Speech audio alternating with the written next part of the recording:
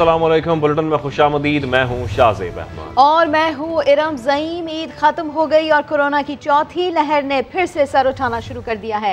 Olympics के मुकाबले भी शुरू हो चुके हैं, जहाँ पाकिस्तान की माहौर अपना पहला मैच हार गई, मगर कल आज़ाद कश्मीर में फतह किसके कदम चूमेगी, सबसे पहले इसी की बात करेंगे। आज़ाद कश्मीर में आम इंतखाबात का मैदान कल सजेगा। तैयारियां जोरों शोर से जारी हैं। इंतखाबी अमले को सामान की तरसील भी शुरू कर दी गई है। 45 हल्कों में 32 लाख से ज्यादा रजिस्टर्ड वोटर्स हैं। पोलिंग के मौके पर 40,000 पुलिस एहलकार ड्यूटी अंजाम देंगे। मजीद क्या तैयारियां की जा रही हैं, जानते अपने नुमाइंदों से। सबसे पहले चलते हैं अमीरुद्दीन मुगल की जानिब। जी अमीरुद्दीन, बताइएगा मुजफ्फराबाद से क्या अपडेट्स हैं आपके पास?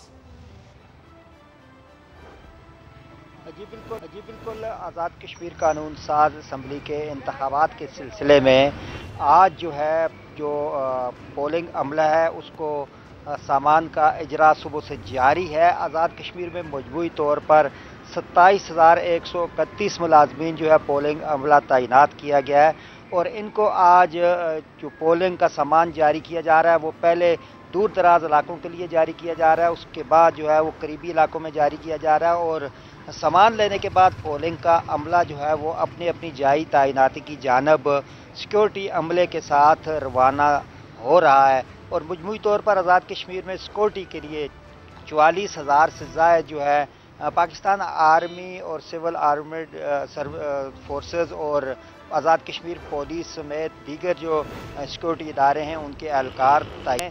और अब जबकि 24 घंटे से भी कम वक्त रह गया पोलिंग में, कल 8 बजे पोलिंग शुरू होनी है, उससे पहले इस पोलिंग अमले को अपनी जाई तैनाती पर पहुंचना है। और यही वजह कि आज मुजफ्फराबाद में जितने भी 5 मुख्तलिफ मकामात पर डिस्ट्रीब्यूशन सेंटर कायम किए गए, वहाँ पर बड़ी रश देखने में आई है।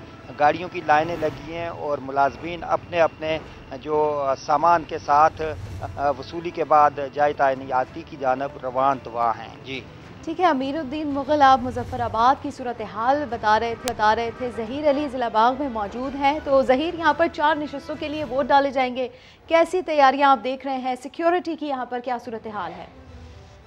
जी बिल्कुल, बाग में भी मुल्क भर जो आज़ाद कश्मीर भर की तरह जो पोलिंग का सामान है वो सख्त सिक्योरिटी असार में जो पोलिंग का उनके हवाले किया जा रहा है। और दूर दराज के जो इलाके हैं वहाँ पे पहले इसलिए भेजा जाता है क्योंकि 3 हल्के हैं और रश बहुत ज़्यादा है। 466 से ज़ायद तीनों हल्कों में जो बाग के उनमें पोलिंग स्टेशन कायम किए गए हैं। तो कोशिश की जा रही है जो दूर दराज के इलाके हैं सबसे पहले वहाँ पे उनको पोलिंग का सामान दिया जा रहा है। सख्त सिक्योरिटी असार में जो पोलिंग का अमला कल जो पोलिंग स्टेशन पे मौजूद होगा उसके साथ सिक्योरिटी एहलकार भी जा रहे हैं। और उसके साथ साथ जो सामान आज के लिए टाइम बाउंड कोई नहीं रखा गया है क्योंकि दूर दराज इलाके हैं, पहाड़ी इलाके हैं, एक पोलिंग स्टेशन कई किलोमीटर दूर है। उसी मुनासबत से और कल जो 8 बजे उससे पहले आज रात 12 बजे तक का जो पोलिंग का सामान है उसको बाफाजत पोलिंग स्टेशन पे पहुँचाया जाएगा। हल्का शर्की की अगर बात की जाए LA3 बाग जो वहाँ पे पोलिंग स्टेशन की जो तादाद है 167 है, जबकि गरबी में 216 है और वस्ती बाग में 183 पोलिंग स्टेशन है। किसी भी किस्म की सूरत हाल से निपटने के लिए सख्त सिक्योरिटी के इंतजाम किए गए हैं। पाक फ़ौज और रेंजर्स के जवान, उसके साथ साथ जो civil arm forces Azad Kashmir की पुलिस है उसको भी यहाँ पे तैनात किया गया है। मुकम्मल सिक्योरिटी असार में जो पोलिंग का अमला है एक पोलिंग स्टेशन का नाम पुकार के उनके हवाले पोलिंग का जो सामान है वो किया जा रहा है। जी ठीक है, तैयारियां ज़ोरों शोर से जारी हैं, जबकि सख्त सिक्योरिटी में पोलिंग का सामान जो है वो भी पहुंचाया जा रहा है। हमारे नुमाइंदगान अमीरुद्दीन मुगल और ज़हीर अली में आगाह कर रहे थे। आप दोनों का बेहद शुक्रिया। इलेक्शन करीब आए तो सियासी कशीदगी भी बढ़ने लगी। मुजफ्फराबाद में PTI रहनुमा की रैली में फायरिंग से 4 अफराद जख्मी हो गए। आरिफ मुगल की रैली वादी जहलम के इलाके गड़ी दुपट्टा से गुजर रही थी कि नामालूम शख्स ने गोलियां बरसा दी। फायरिंग से आरिफ मुगल, उनका बेटा जुनैद और दीगर 2 अफराद जख्मी हुए। वाक़े के बाद PTI कारकुनान ने एहतजाजन गड़ी दुपट्टा के मकाम पर शारा श्रीनगर बंद कर दी। बड़ा मार्का किसका पलड़ा भारी, जानिए कुछ देर बाद। वफाकी वजीर मुराद सईद ने PTI की रैली पर फायरिंग का इल्जाम नून लीग पर लगा दिया। दावा किया कि फायरिंग करने वालों में वज़ीर आज़म आज़ाद कश्मीर का फोकल पर्सन भी शामिल था। माशाल्लाह जो लग रहा है कि तहरीक इंसाफ वहाँ से इलेक्शन जीत रही है और भारी अक्सरियत से जीत रही है, और इनकी बौखलाहट इनके ओछे हथकंडों से वो वाज़ेह हैं। वफाकी वज़रा के ऊपर फायरिंग की उन्होंने, उसमें उनके ओहदेदार शामिल थे, वज़ीर आज़म का फोकल पर्सन उस पर शामिल था। फिर उसके साथ साथ हमारे 2 रहनुमाओं की गाड़ियों पर फायरिंग की गई। फिर उसके साथ हमारे एक और उम्मीदवार उनके घर वालों के गाड़ियों के शीशे तोड़ दिए गए। तो वो असल में इश्तियाल और इंतशार फैलाना चाहते हैं, लेकिन हम बिल्कुल पुरअमन रहेंगे। हमने कश्मीर से एक अच्छा पैगाम देना है। इलेक्शन कमीशन आज़ाद कश्मीर के रुकन फरहत अली मीर ने वाज़े कर दिया है कि फ़ौज का कोई अमल दखल नहीं होगा। इंतखाबात मुकम्मल तौर पर जुडिशरी के कंट्रोल में होंगे। नतीजे की पहली कॉपी फॉरेन पोलिंग एजेंट्स के हवाले कर दी जाएगी। आर्मी या सिक्योरिटी एजेंसीज का, सिविल आर्म फोर्सेस जो डिप्लॉय हो रही हैं, उनका इलेक्शन प्रोसेस के साथ कोई तल्लुक नहीं।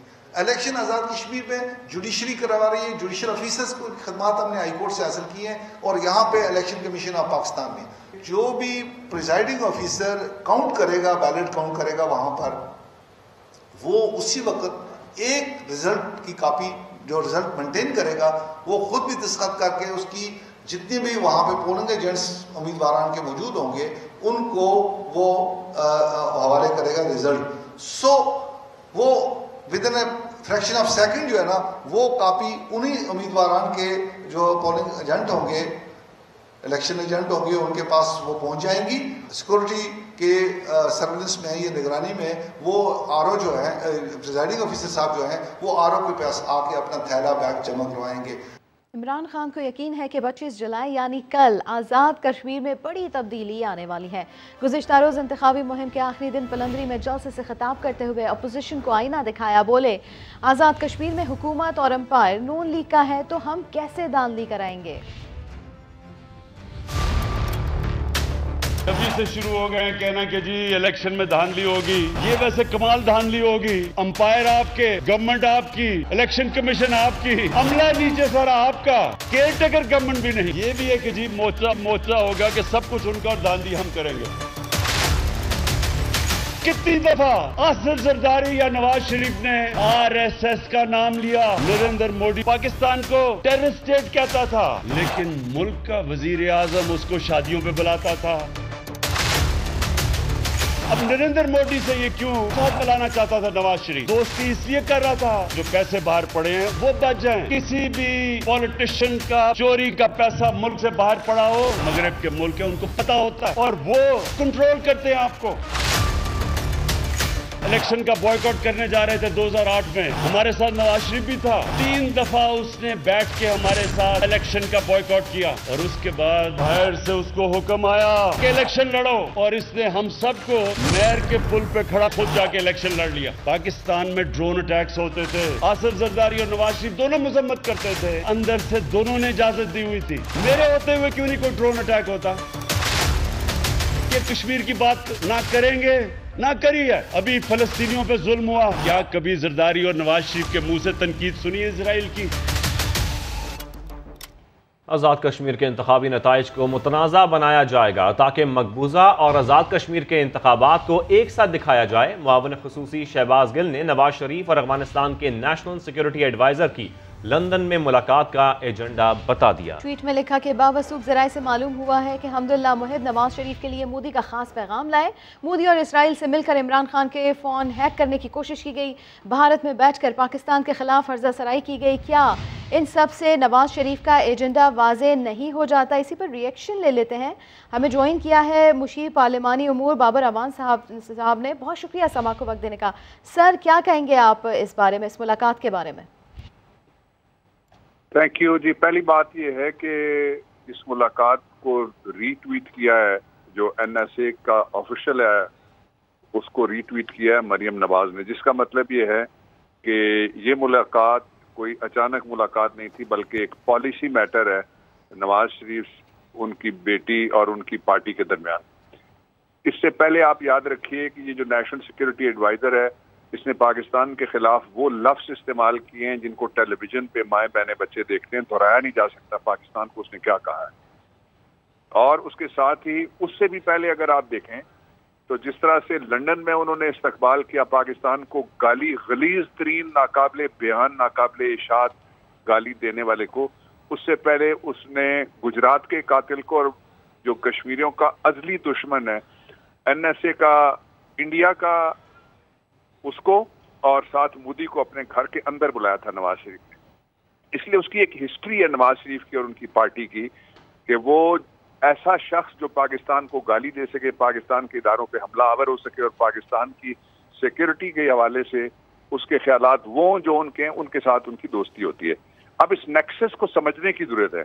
एक तो ये है कि मैं इस बात की मजम्मत करता हूँ कि ऐसे लोगों को किस तरह से बाहर जाने दिया जाता है। वो जाके बैनुल अक़वामी जो एजेंडा है, एक तरफ रा है, दूसरी तरफ NDS है और तीसरी तरफ और लोग हैं, उनके साथ मुलाकातें करके और प्रमोट करे और कहे कि पाकिस्तान के अंदर खुदा न खास्ता वो ये पैगाम देना चाहता है कि वो पाकिस्तान के साथ खड़ा नहीं, पाकिस्तान के लोगों के साथ खड़ा नहीं, पाकिस्तान की सिक्योरिटी के साथ खड़ा नहीं।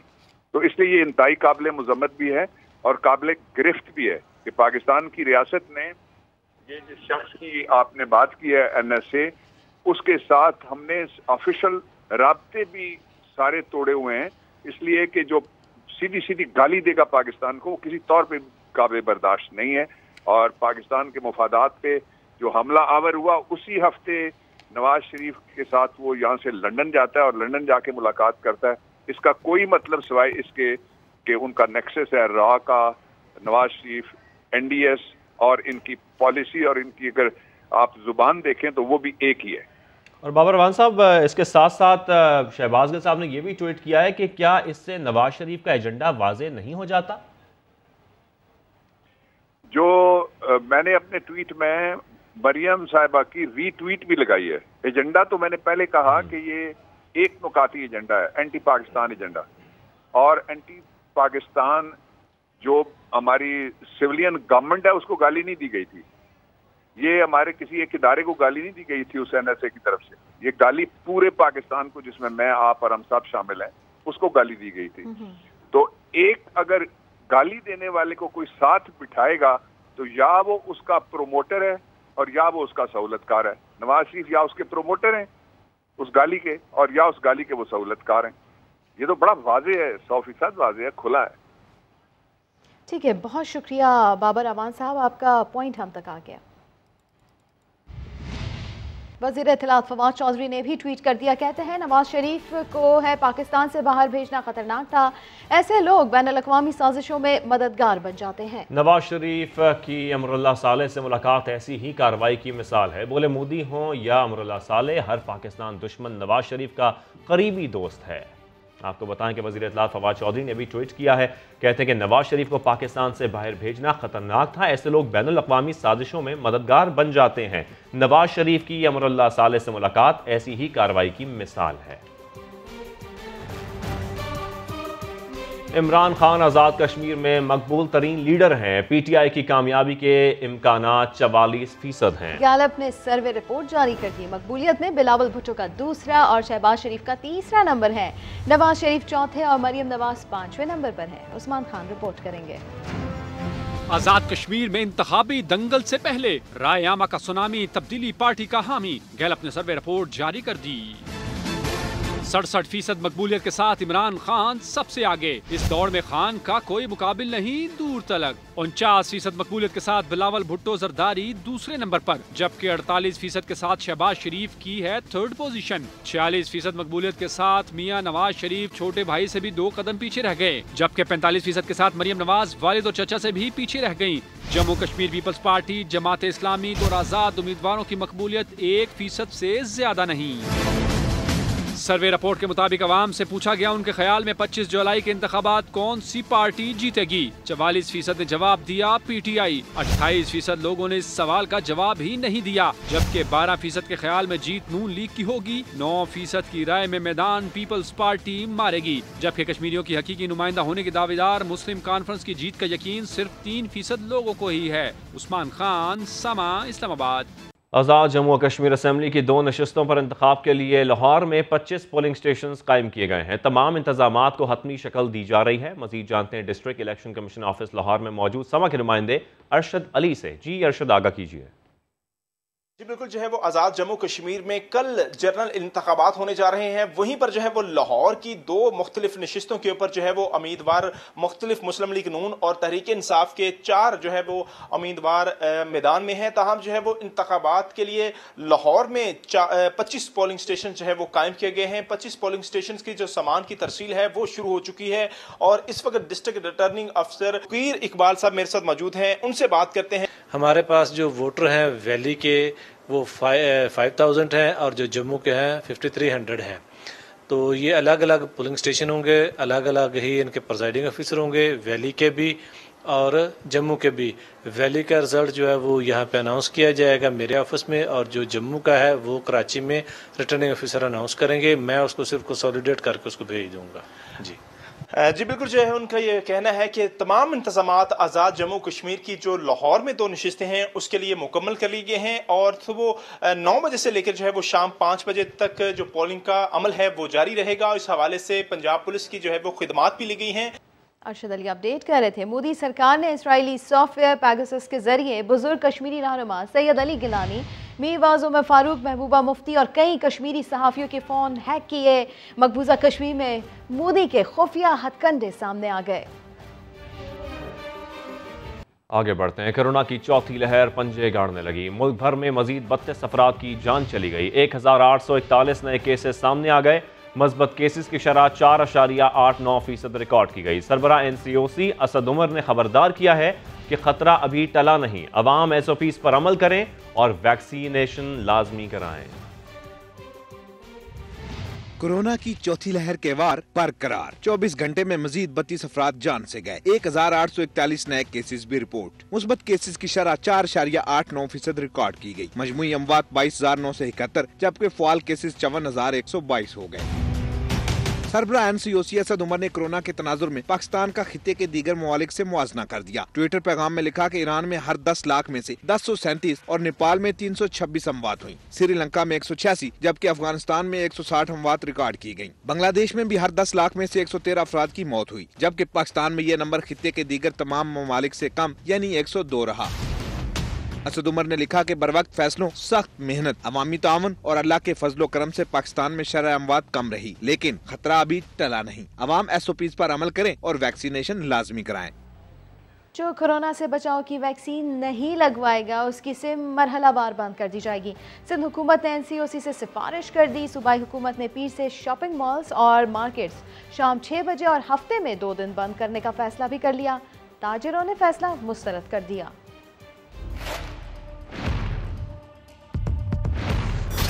वैक्सीनेशन नहीं तो मोबाइल फोन से कॉल भी नहीं। सिंध हुकूमत ने वैक्सीनेशन न करवाने वालों की सिम आर्जी तौर पर ब्लॉक करने की तजवीज दे दी।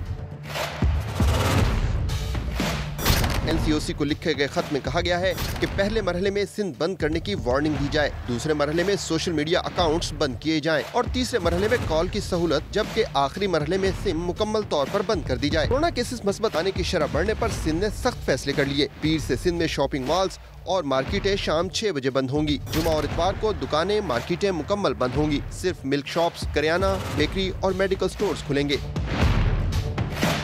तालीमी इदारे भी बंद होंगे, लेकिन इम्तिहानात शेड्यूल के मुताबिक जारी रहेंगे। शादी हॉल्स भी नहीं खुलेंगे। तकरीबात पर भी पाबंदी होगी। रेस्टोरेंट्स में इंडोर और आउटडोर डाइनिंग बंद, सिर्फ टेक अवे की इजाजत होगी। पीर से सिंध भर में दरगाहें भी बंद कर दी जाएंगी।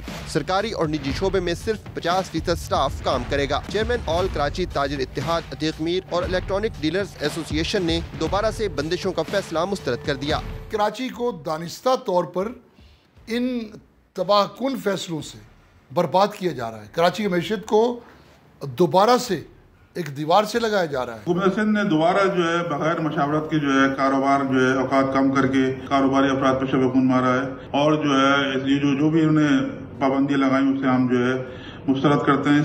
ताजिर बरादरी ने सूबाई हुकूमत से फैसले पर नजरसानी की अपील की है। और जिला गवादर में 15 दिन के लिए मुकम्मल लॉकडाउन और दफ़ा 144 नाफिज कर दी गई है। दुकानें, होटल्स और रेस्टोरेंट्स बंद रहेंगे। करियाना स्टोर्स, फल सब्जी की दुकानें और मेडिकल स्टोर्स, क्लिनिक्स को इस्तिस्ना हासिल होगा। वैक्सीनेशन कराने वाले अफराद ही कारोबार कर सकेंगे। वैक्सीनेशन लगाए बगैर कोई माहीगीर समंदर में शिकार पर नहीं जा सकेगा। ईद का चौथा दिन है मगर कराची के बेशतर मकामात पर अब भी कुर्बानी के जानवरों की आलाइशें पड़ी हैं। बदबू और ताफुन से बीमारियां जन्म ले सकती हैं। इंतजामिया नाकाम नजर आती है, जहां सफाई सुथराई का काम इंतहाई सुस्त रवि का शिकार है। अपोजिशन लीडर सिंध हलीम आदिल शेख कहते हैं पीपल्स पार्टी ने शहर को कचरा कुंडी बना दिया। जितना पैसा सॉलिड वेस्ट के इश्तिहारात पर खर्च किया गया उसका 10% भी लगा देते तो सूरत हाल मुख्तलिफ होती। उन्होंने खर्च किया अपनी तशहीर पर, उसका 10% भी खर्च कर लेते तो शायद आज हाल शहर का ना होता। आज कराची में निकले, हर रोड के ऊपर आलाइशें पड़ी हैं, गंदगी पड़ी है। सॉलिड वेस्ट के ऊपर अरबों रुपए खर्च कर दिए। सॉलिड वेस्ट के इश्तहार देख देख के हमारी आंखें खराब हो गई थी। इन्होंने इस शहर को कचरा कुंडी बना दिया। इन्होंने इसके अंदर भी अरबों रुपए खा गए और शहर को कचरा कुंडी बना दिया। मैं कहना चाहता हूं मुर्तज़ा वहाब तो बेचारे वो एडमिनिस्ट्रेटर हैं जो बिन खुले मुरझा गए। अवाम और इंतज़ामिया ताउन करें तो माहौल को साफ सुथरा और खुशगवार बनाया जा सकता है। पेशावर के इलाके यकातूत की एक गली खूबसूरत गमलों से सजा दी गई। गली फूलों की खुशबुओं से महक रही है। इस मॉडल गली के बारे में देखते हैं राहम यूसुफजई की रिपोर्ट।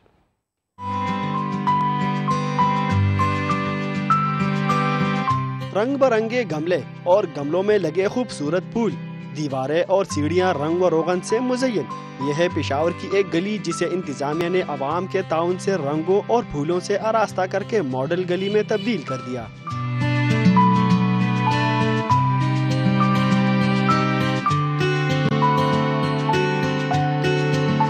खूबसूरत पेशावर मुहिम में शहरी भी इंतजामिया का खूब साथ निभा रहे हैं। गली में रिहाइश पजीर जब घरों से निकलते हैं तो खूबसूरत फूलों और मुख्तलिफ रंगों के गमले देखकर इन्हें ताजगी का एहसास होता है।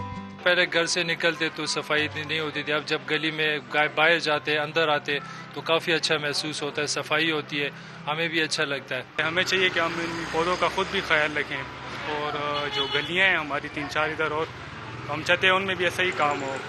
इंतजामिया के मुताबिक पेशावर की गलियों को खूबसूरत बनाने का मिशन जारी रहेगा। अवाम अगर इंतजामिया के साथ ताउन करे तो पेशावर की हर गली इसी तरह खूबसूरत बनाई जा सकती है। कैमरामैन असद अली के साथ राहम यूसुफजई, समा, पेशावर। ईद कुर्बा पर 16,000 मेट्रिक टन आलाइशें ठिकाने लगाने के बाद फैसलाबाद वेस्ट मैनेजमेंट कंपनी ने वॉशिंग ब्रिगेड मैदान में उतार दी। ये ब्रिगेड किस तरह काम कर रही है बता रहे हैं उस्मान सदीक अपनी इस रिपोर्ट में। उनके धब्बे हों या जानवरों की आलाइशों से फैली गंदगी अब सब धुलेगी, क्योंकि फैसलाबाद में वेस्ट मैनेजमेंट कंपनी ने मैदान में उतार दिया है वॉशिंग ब्रिगेड का दस्ता। हाथों में झाड़ू उठाए 30 सेंट्री वर्कर, पहले 15 कलेक्शन पॉइंट, फिर 79 इज्तमाई कुर्बान गाहों को पानी से धोकर चमका देंगे। फिर ये ब्रिगेड गली मोहल्लों में सफाई का मुहाज संभालेगी। टोटल गाड़ियां जो वॉशिंग के लिए हमारे हम इस्तेमाल कर रहे हैं वो तकरीबन 20 के करीब हैं। फिनाइल यूज़ कर रहे हैं। उसके अलावा हम इसके बाद जब वॉशिंग हो जाएगी तो गुलाब का अर्क भी हम इसके ऊपर स्प्रे करेंगे। शहरी भी सफाई के इस अंदाज पर वेस्ट कंपनी के मुलाजमीन को सराह रहे हैं। इससे बदबू और बीमारियां काफ़ी हद तक जो है ना वो ख़त्म हो रही हैं। ये वेस्ट मैनेजमेंट कंपनी का अच्छा इकदाम है। ईद के 3 रोज़ में 6,000 से ज़ायद अवामी शिकायत पर 16,000 मैट्रिक टन आलाइशों को 1200 गाड़ियों की मदद से डंपिंग साइट पर मुंतकिल किया गया। कैमरामैन रिजवान साबरी के साथ उस्मान सदीक, समा, फैसलाबाद। आगे देखिए खूबसूरत सरजमीन। लाहौर के इलाके शिबली टाउन में केबल के तनाज़े पर शहरी पर बदतरीन तशद्दुद वीडियो सोशल मीडिया पर वायरल हो गई। वीडियो में देखा जा सकता है कि एक शख्स हवाई फायरिंग कर रहा है और दूसरा मुतासरा शख्स को ज़मीन पर लिटाकर बदतरीन तशद्दुद का निशाना बना रहा है। वीडियो सोशल मीडिया पर वायरल हुई तो पुलिस हरकत में आई और 2 मुल्ज़िमान को गिरफ्तार कर लिया। मुल्ज़िमान ने मुतासरा शख्स को घर से निकाल कर गली में तशद्दुद का निशाना बनाया। दीपालपुर के THQ अस्पताल में 2 ग्रुपों में मामूली तल्ख कलामी मार धाड़ तक पहुंच गई। लाते और मुक्के चल गए। खातून भी झगड़े की जद में आकर जख्मी हो गई। दीपालपुर में THQ अस्पताल में मामूली तल्ख कलामी झगड़े में तब्दील हो गई। दोनों ग्रुपों ने एक दूसरे पर खूब मुक्के बरसाए। खातून ने बीच बचाव की कोशिश की तो उसको भी तशद्दुद का निशाना बनाया गया। दरिया चनाब में भवाना के मकाम पर कश्ती उलटने का वाकया। रेस्क्यू टीमों का 10 घंटे से रेस्क्यू ऑपरेशन जारी है। 18 साल आमना की लाश मिल गई। चन्यूट में दरिया चनाब में भवाना के मकाम पर गुज़िश्ता रोज़ कश्ती उलट गई थी, जिसमें 8 अफराद डूब गए थे। रेस्क्यू ने 10 घंटे के ऑपरेशन के बाद एक लड़की की लाश निकाल ली है, जबकि 7 अफराद की तलाश के लिए ऑपरेशन अब भी जारी है। DPO ने वाक़े का नोटिस लेते हुए SP इन्वेस्टिगेशन को तहकीक करके रिपोर्ट पेश करने की हिदायत की है। और इस्लामाबाद में नूर मुकद्दम कत्ल केस का एक और दर्दनाक पहलू सामने आ गया। मकतूला ने जान बचाने के लिए दूसरी मंजिल से छलांग लगाई। मुलजिम जाहिर जाफर ने बालों से घसीटते हुए कमरे में ले जाकर कत्ल कर डाला। ज़राए रिहैबिलिटेशन रेस्क्यू टीम के मुताबिक नूर मुकद्दम चीखती रही, गार्ड समेत कोई मदद को न आया। चीखो पुकार सुनकर गली से किसी ने 15 पर इतला दी। पोस्टमार्टम रिपोर्ट के मुताबिक मौत की वजह दिमाग को ऑक्सीजन सप्लाई की बंदिश है। इस्लामाबाद में साबिक सफारतकार की साहबजादी के कत्ल का वाकया। नूर मुकद्दम की मौत दिमाग को ऑक्सीजन की सप्लाई बंद होने से हुई। पोस्टमार्टम रिपोर्ट पुलिस को मिल गई। मकतूला का सर जिस्म से अलग था। जिस्म पर तशद्दुद के मुतअद्दिद निशानात और चाकू के गहरे जख्म भी पाए गए। मैदे से लिया गया मवाद फॉरेंसिक के लिए लेबॉर्ट्री भिजवा दिया गया। मोमने खसूसी शहबाज गिल की मकतूला के घर आमद। साबिक सफारतकार शौकत मुकद्दम से बेटी के बेहमाना कत्ल पर ताज़ियत करते हुए इंसाफ की फराहमी का यकीन दिलाया।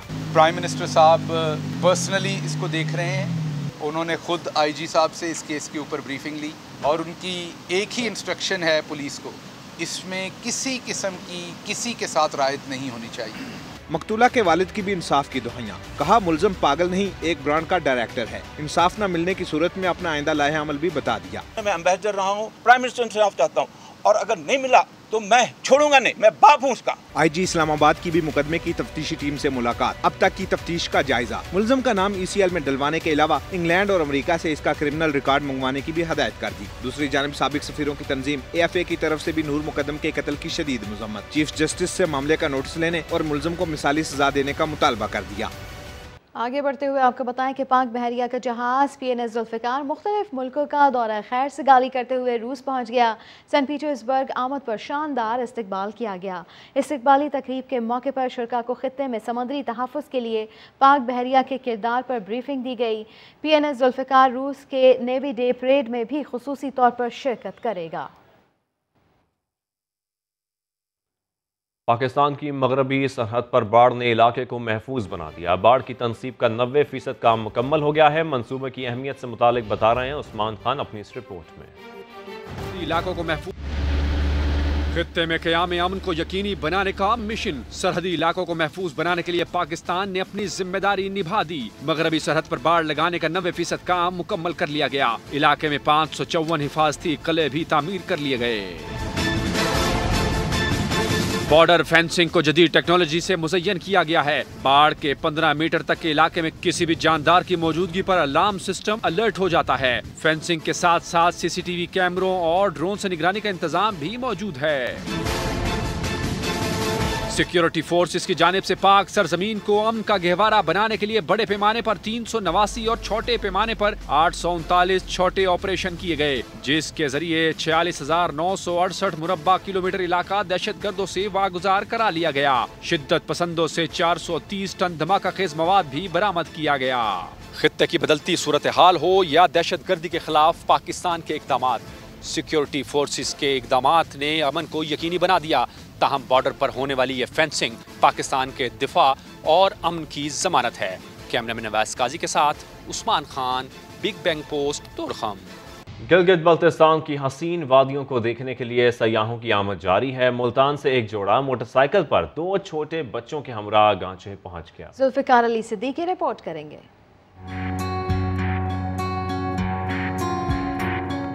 गिलगित बल्तिस्तान खूबसूरत पहाड़ों और दिलकश नज़ारों की सरजमीन, लेकिन यहाँ तक पहुँचना इतना भी आसान नहीं। जिन सड़कों पर आरामदेह गाड़ियों में भी लोग थकन से चूर चूर हो जाते हैं, उन्हीं रास्तों पर चलकर मुल्तान का एक जोड़ा मोटरसाइकिल पर अपने बच्चों के साथ गिलगित बल्तिस्तान के आखिरी जिला गांचे आ पहुँचा।